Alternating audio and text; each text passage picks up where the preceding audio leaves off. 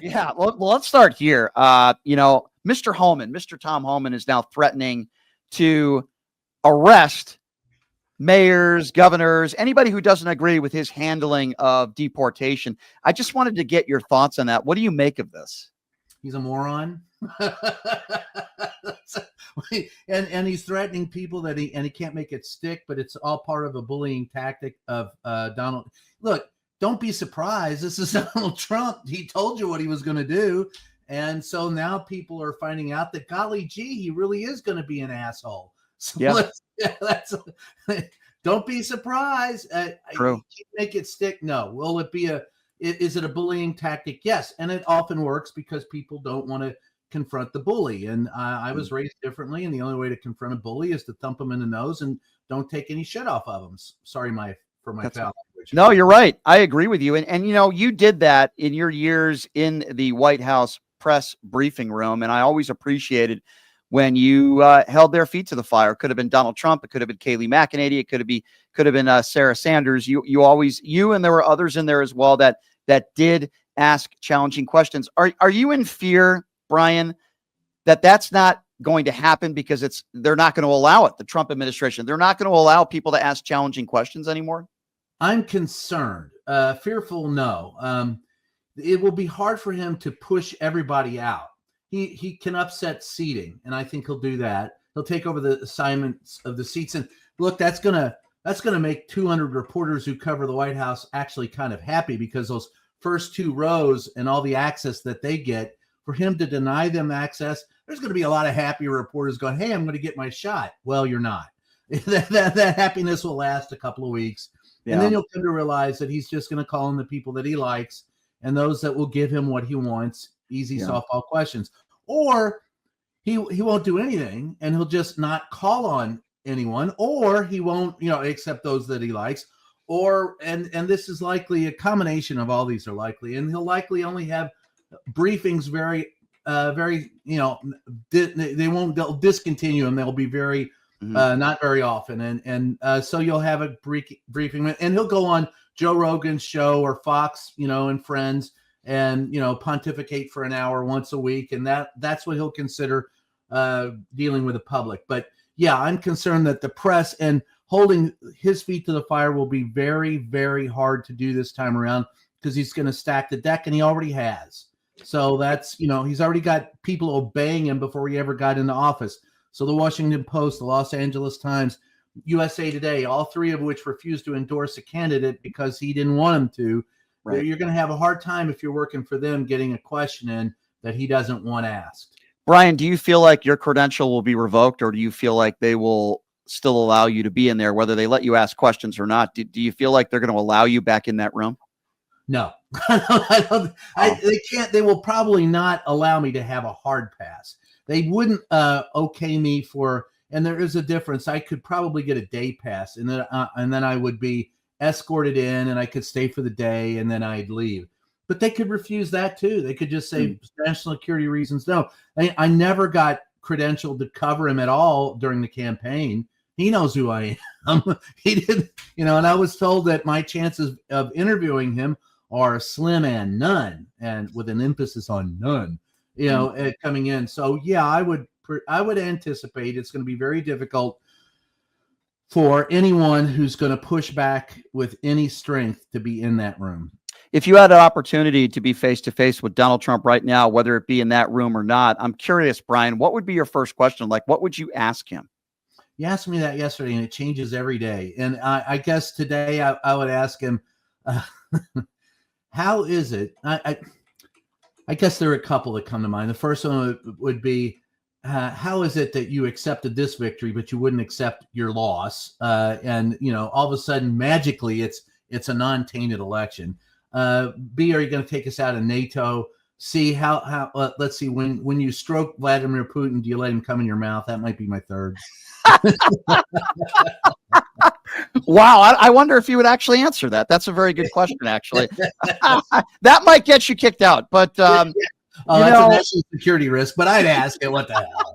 There might be some truth to that. It's a tough room, you have to push it. Yes. Well, I mean, you had the opportunity of doing what such a small percentage of those members of the media have an opportunity of doing it. I'm wondering what goes through your mind, and are you nervous at all? I mean, you've been doing this for a long time, but when you're in that room and when you're able to ask Donald Trump a question, knowing that he's probably going to lie, but yet millions of people are going to hear it, like, what goes through your mind? Well, I listen. I try to listen to what the other questions are. I come with a couple of questions in mind to the briefings or when the president shows up. And you got to be ready for him to be combative, because he is, and you got to put that aside. But keep your mind. And the other thing is, it's I try to keep my mind on the venue. If it's a press briefing or a press conference, I'm in the East Room or on the South Lawn or, in the Rose Garden, wherever he's having a legitimate, or in the Brady briefing room, I can keep my question. I know I've got the opportunity for a 25-word question. If it's chopper talk, or, if he's just standing outside the Oval, and I know I've got to keep it to 10 words or less. Mm-hmm. So I'm constantly honing the question. I'm concentrating on what it is I'm going to ask. I'm listening to see if I need to adapt, because I like to follow others. Like the day I asked him, win, lose, or draw, would he accept a peaceful transfer of power? That actually came. I had come that day with a couple of other questions in mind, and that was during COVID. And they were upset that I took an empty seat, but I was told, look, if there's an empty seat in the Brady briefing room, there were, only 16 seats out of the 49 could be taken. There was an empty seat. It was the very last seat on the right in the back row.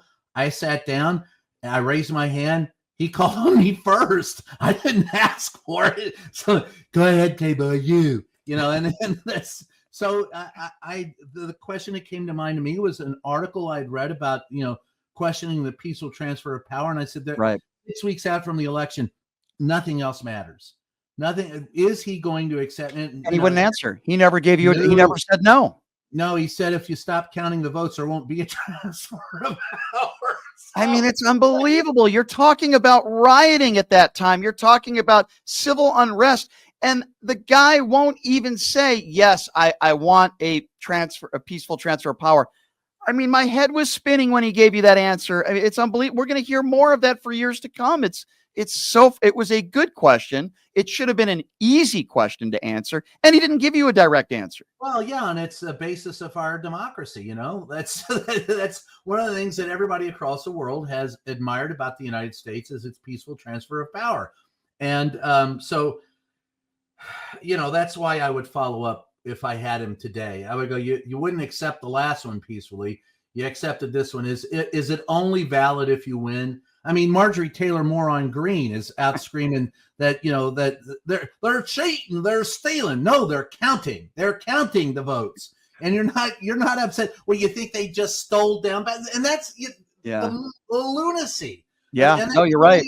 Last time, the lunacy of thinking you could fix one part of the ballot without doing the other parts of the ballot is just ridiculous. So. Agree. If you're just joining us, Brian Karem, longtime White House correspondent, CNN analyst, great podcast, Just Ask the Question. I wanted to ask you about Caroline Leavitt. She is going to be the incoming White House press secretary for Donald Trump. She's done this show multiple times. She is an election denier. She proved that on this show. She wouldn't say Donald Trump lost the 2020 election. In fact, I questioned her months back when Trump said he won Wisconsin. I said, well, that's not true. Joe Biden won Wisconsin, right? And she wouldn't even give me that. She echoes everything that Donald Trump says, whether it's a lie or not. I have serious concerns with her, but she's also intelligent. She might not have a moral compass, but she's intelligent and well-spoken. How do you think this is going to go with her, and how long do you think she lasts? She's 27 years old. She has as much experience in the Brady briefing room as I do conducting brain surgery. True, she's probably looked at a couple of YouTube videos, so she thinks she's an expert, but no, she won't. That's why they're going to rig it. And that's why you'll see Chung, who is the Stephen Chung. I almost said Tommy Chung. Cheech and Chung. Stephen Chung is good. I'd rather see Tommy Chung. Yeah. With the bully club in his hand coming from the SmackDown. He's going to be smacking down reporters like whack-a-moles, and she's going to be sitting there, and she won't. If she briefs every day, that she's going to pick on those that she can handle. She won't be able to handle the Jeff Masons, Steve Hollins from Reuters. Those two guys are really good at what they do.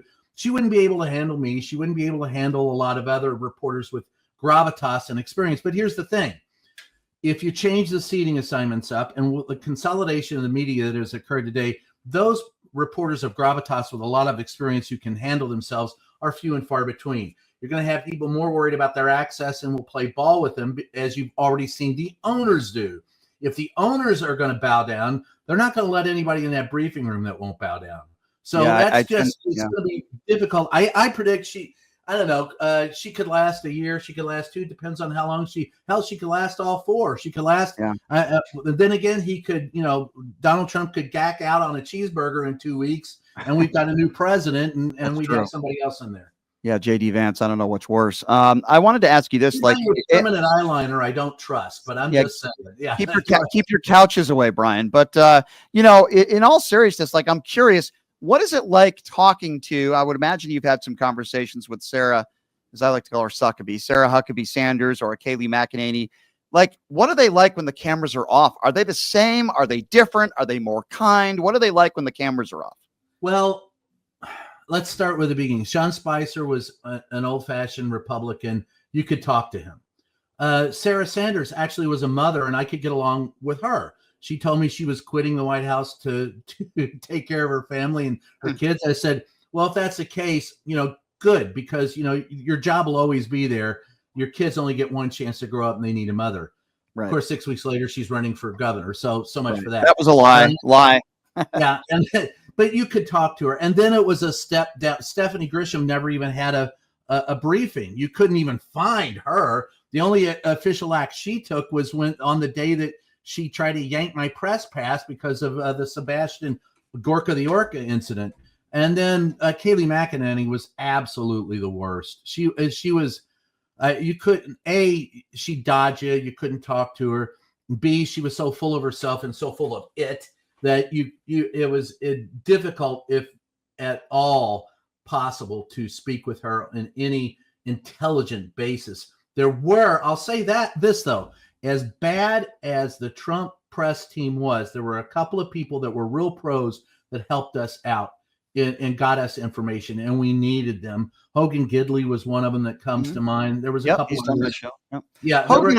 I disagree with Hogan a lot, but he's not afraid to have conversations with people, and I do respect him for that. And I don't think he's a horrible guy. I really do. Hogan's a pro. He's he knows what it's all about. The absolute worst, and this is going to, I usually shock people when I say it, but it's true. The absolute worst communication team I've ever worked with, and I've been at every White House since Reagan, is the current communications team. The Biden, the absolute worst. Yeah. Well, that doesn't surprise me. And you wonder why the Democrats lost. It's like, I told them from the beginning, I said, listen, just bring him out to the briefing room once every 6 weeks, let him do his tight 10 minutes and he can walk away and go. Ryan, why did they not do that? Why do you think what was the reason? I don't know why. Now there are all wild speculation that he's, lost it and he can't, but I've seen him. He's taking questions from me. He's all right. I've seen him shake hands. He does fine. Gaff. Yeah. He always gaffed. I remember when he was in Congress, in the Senate, and I asked him a question, and he compared a guy I was asking him a question about to Tony Soprano, and I laughed, but that's just who he is. So you accept that and you move on. I should have put him out there, let him do his tight 10, and say, hey, I'm an old man, I gotta go take a nap, catch you on a flip, bye. And we would have accepted. So when he bombed in that first debate, by the way, so did Trump, but they saw him bombing and they panicked and they installed Kamala Harris and they lost. Yeah, no, you're right. What do you make of Jean-Pierre and the job that she's done? I like her personally. I remember her first day in the White House. They almost locked her out. She came in after the inauguration, banging on the door and dropping all her notes, trying to get in the press room door, which they had locked so they could change over. You get about an hour or two of changing everything over. And I felt bad for her. But she's in over her head. I don't think she's grown with the job. And I think that they made a mistake in putting her there. I like her personally, but look, I'm hard on all of the press secretaries. The only two that there are 2 or 3 that I really liked. The one that was the best was Mike McCurry and most people who've been there for a while will tell you McCurry was the absolute best. And he told me something one day that I'll never forget. And he said, listen, Brian, we learn as much from those briefings as you do. We listen, We hear the questions and we adapt policy to the questions you all ask. And that's why the briefings are important. And everyone else treats it as a soap opera and reality show. Yeah. And that was without a doubt the wisest I've ever heard out of a press secretary. And the rest of them are varying degrees of mediocrity. Yeah, I agree. So Anthony Scaramucci does this show a lot. He's a personal friend, and Mooch got out of there early because he saw what was coming ahead. Even though he was, I guess you could say he was fired. But I don't think I love Anthony Scaramucci, but I don't think he's a friend of mine. He's a friend of mine. I like him, but I don't think we should have personalities in politics. I don't think we need personalities. As the press secretary, we just want a little bit of honesty, right, Brian? We want honesty. We want transparency. Doesn't mean we're always going to agree. Doesn't mean we're always going to like the answers we get, but we want a little bit of transparency. And I feel like at times we've definitely lost that. I don't think we're going to see a lot of transparency at that podium the next 4 years. That's for sure. If you think a brick wall is transparent, yeah. Right. Mooch, he wasn't the press. He was the comms director. He had right. Mooch was, and I don't mind personality. I don't like personality, flash over substance. Right. Appearance versus reality. At the end of the day, answer the damn question. Just answer the damn question, and don't try to escape. Because you know what? I've been around for a while. I know how to do it. So don't try and, or as my dad used to say, don't BS a BSer. That's at the end of the day, that's, right. Just lay it out there. And I know sometimes you can't say things. I know sometimes that you want to say more than you can. I get that. But don't come up to that podium and tell me you have the largest crowd in history at your inauguration when you clearly did not. Blatant lie, but I want to ask you this. I respect a guy like a Jim Acosta. I think he's a good guy. But he's a friend of mine. I love Jim. Yeah, I like Jim a lot. Do you feel, though, that even if you don't like the answer that's given, or even if they're lying, which they're going to be doing a lot coming up here in the next 4 years, is it the job of somebody in that room as a member of the press like yourself to challenge them and to get into a debate or say, no, that's not true, blah, blah, blah, blah, blah? Or is it your job to just ask the question, and no matter what answer they give you, no follow-ups, nothing, and don't challenge them? Because I'm thinking of the time Jim Acosta, where the microphone was kind of being yanked away from him. It was quite entertaining. They were talking about Caravan. That day, and he was just trying to ask a question. Look, Helen Thomas, and that's why my podcast is called Just Ask the Question. She said, Brian, it doesn't matter what the answer is. It doesn't matter if they answer it. What matters is asking it. So just ask the question. So that's my goal, is to ask the question. Yes, I'm not going to get in a debate with them, but I will question them with a follow-up. You said it was only 30%, but they're saying it's 20%. Where are you coming up? Like when Donald Trump said, they're coming across the border in record numbers. And I said, look, I've got the national statistics, same as you do. Right. Where are you coming up with your numbers? And he said, well, I had other numbers. I go, what numbers? Show me. If you're going to make the claim, show me the money. And that's a good point. Answer the question. You have to, you do. I strike a middle ground. I'm not going to debate him. I'm not a politician, and I'm not there for me. It was Ben Badickian, who was an editor at the Washington Post, who gave me my guiding ID. Says, you're not there for your editor. You're not there for the headline. You're not there for even your own self or your own career. You're there for the public. You're there for the people. So the goal has to be to get a question answered and to put a salient question out there and to follow it up if they're going to bullshit you, because they will. Unless you're Peter Ducey asking stupid questions, or you're somebody from OAN or Newsmax just out there trying to get somebody in a gotcha question. That's great advice, by the way. I completely agree with everything you just said. I remember back in the day in Trump's first administration, you were personally attacked.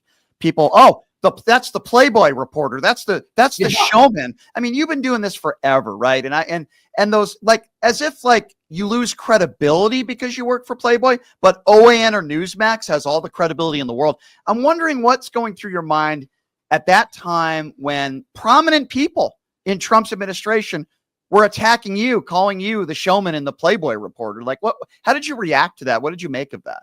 I laughed because they all showed up at the Playboy. We had a Playboy after party at the after the White House Correspondents' dinner that year, and everybody who had said, talk trash showed up at that party because there's never been a bad Playboy party. And the funniest thing that ever happened to me that night was I was sitting outside waiting for a couple of friends to show up, and they had a line around the block, right? And these people came up and they go, "Oh, I'm a friend of Brian Karem's. Can I get in?" And the lady at the door is going, "Honey, everybody's a friend of Brian Karem's tonight. I don't even know who this guy is." So yes, so funny, and so hypocritical at the same time. And I feel like that's where the Republican Party, many of them, are at today.